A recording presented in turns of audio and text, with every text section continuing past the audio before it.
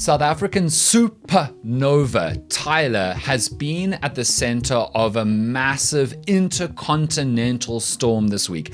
Insults and madness being thrown between Americans and South Africans. And so we're going to talk about the explosion of bigotry and confusion and odd intersectionality around this whole thing. And the second thing, the repo rate. Because for the first time in years, the repo rate was cut by the Reserve Bank in the last few days. A lot of people don't really know what the repo rate is, don't really know why it sometimes gets hiked and sometimes gets cut, and why it was cut this time. So we're going to talk about the repo rate being cut and how it is a sign that maybe, just maybe, South Africa's economy may be about to start growing again. That's what we're covering today on Weekend Special. My name is Dan Corder. South Africa is a movie. Welcome to the watch party. Just before we dig into Tyla, that sounds weird. Just before we talk about what happened with Tyla in the last week, I want to remind you that our TV show, The Dan Corder Show, is going very strong on ENCA. Thank you so much for all your support. If you haven't watched it yet, DSTV 403 on a Monday night at 9 p.m. Come along and check it out and let us know what you think. And if you want to get your daily dose, your week daily dose of news worth knowing,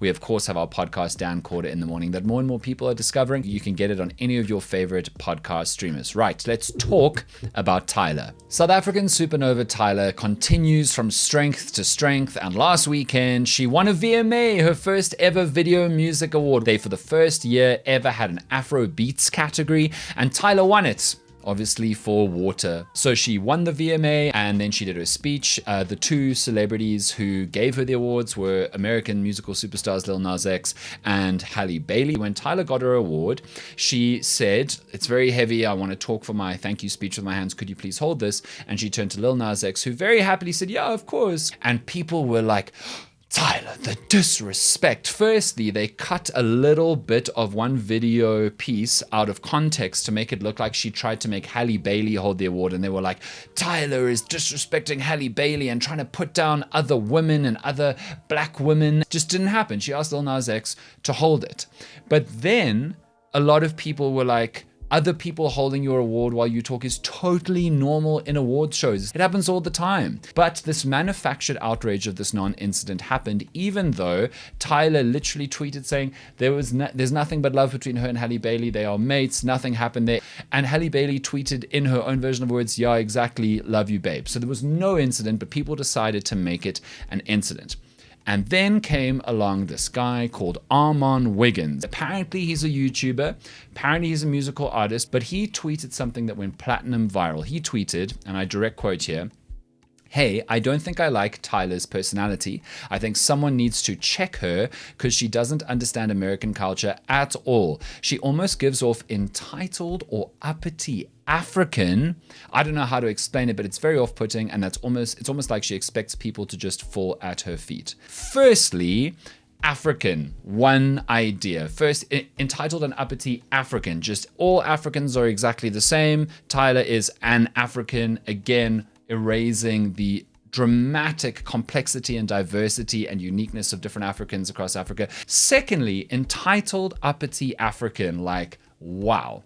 I know that I'm not best placed to speak on this because everyone knows that when Armon Wiggins was tweeting, he wasn't tweeting about me. But I'm just going to tell you what many black South Africans and black Africans said in response to that, which is, what were you expecting? What do you mean entitled or uppity African? How are Africans supposed to behave in the presence of Americans? Are they supposed to bow down at their feet and feel so lucky and grateful and appreciative and thank you, great and powerful America, for giving us some love and attention? It's like so reductive to say this is how an African is supposed to be, like weirdly primitive and weirdly basic and weirdly just so happy to be there in the presence of Americans. Like, so know your place, Africa. Know your place, Africans. You're not supposed to be confident and charismatic and self-assured on the world stage.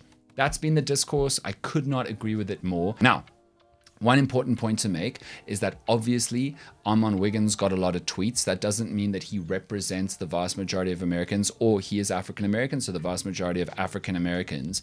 But what is definitely true is that he got a lot of virality because Tyla has been made somebody for Americans to talk about. You know, the whole drama when they got upset with her for calling herself colored. So Armon Wiggins here was leveling off of a section of discourse that is willing to talk about and attack Tyla.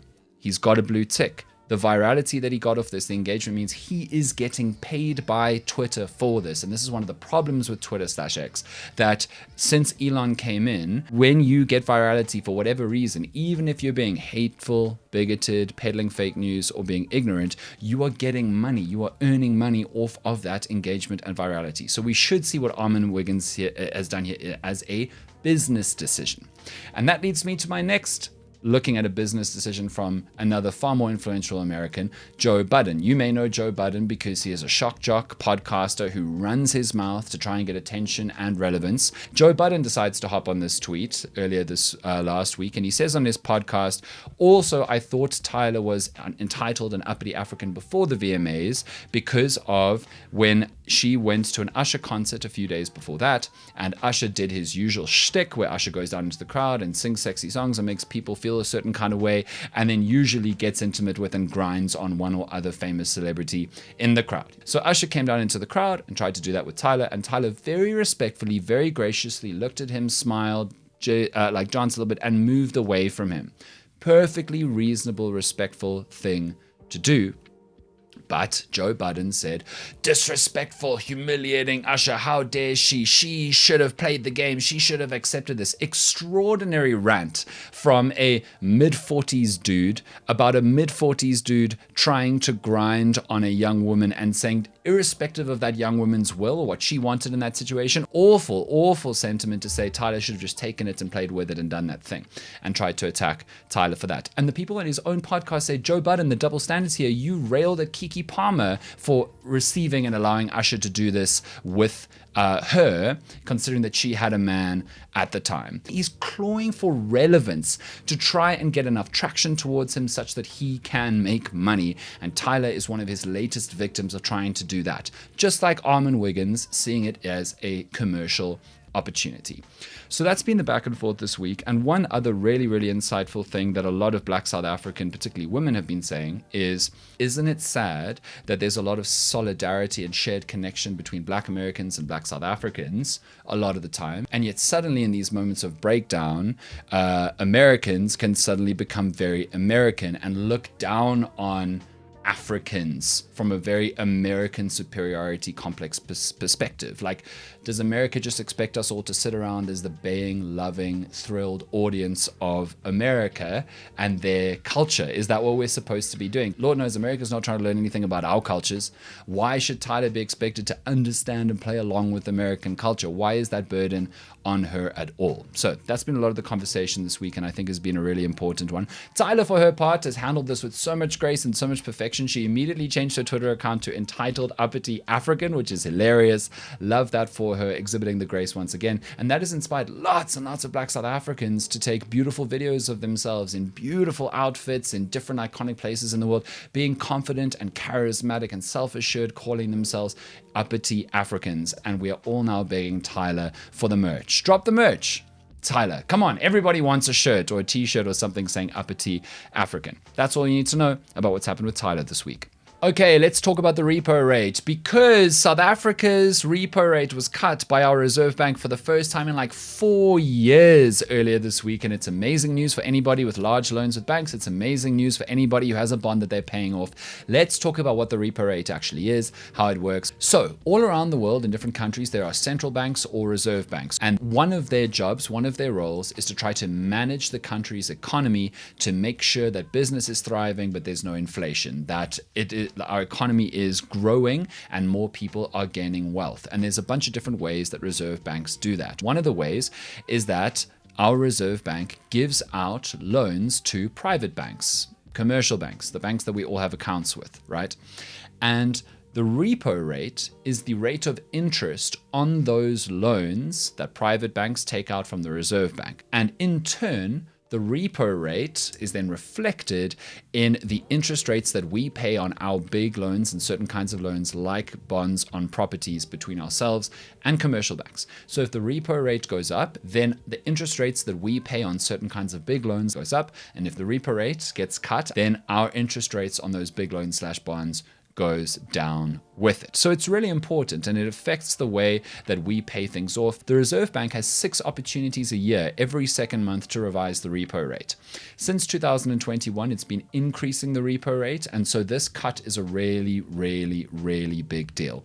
News 24 worked out that it's going to, this repo rate now is going to equate to around 350 Rand a month being paid less on the bond payment per month of somebody who's trying to pay off a 2 million Rand bond, which doesn't sound like a lot, until I tell you that the repo rate increases since 2021 have added like 7,000 Rand a month to people's payments off of a 2 million Rand bond. So it's a big deal, and it really does add up. Okay.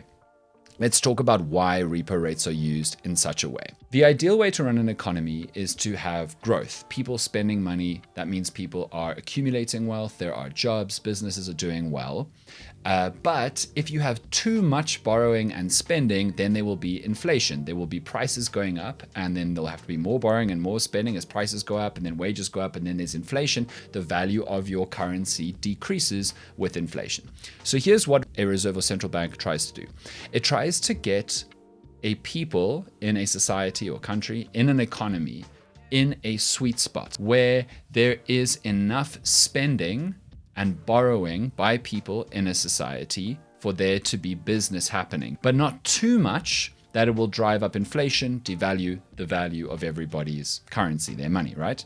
So when they hike the repo rate, that in turn means that it is more expensive for us to take out loans from banks. We have to pay more interest on it. What that does is it cools the economy, because if it's more expensive for us to spend, we're going to spend less, which means that there is a little bit less business activity, but there is certainly a slowing or a stopping or a cutting of inflation. That's what the Reserve Bank has been trying to do over the last 3 or 4 years. But if they've managed to curb inflation to a successful degree, then they will cut the repo rate, because then they're trying to make the deal for us to spend money and borrow money a better deal, which means that we spend more, and that stimulates the economy and creates growth. So the Reserve Bank has deemed that the last 3 or 4 years of repo rate increases have cooled the economy enough and got inflation in check enough for us now to get better deals through a repo rate cut. Now, some people are saying, look, we got a repo rate cut of 25 basis points, which means 0.25% from 8.25% down to 8%. And the Reserve Bank is saying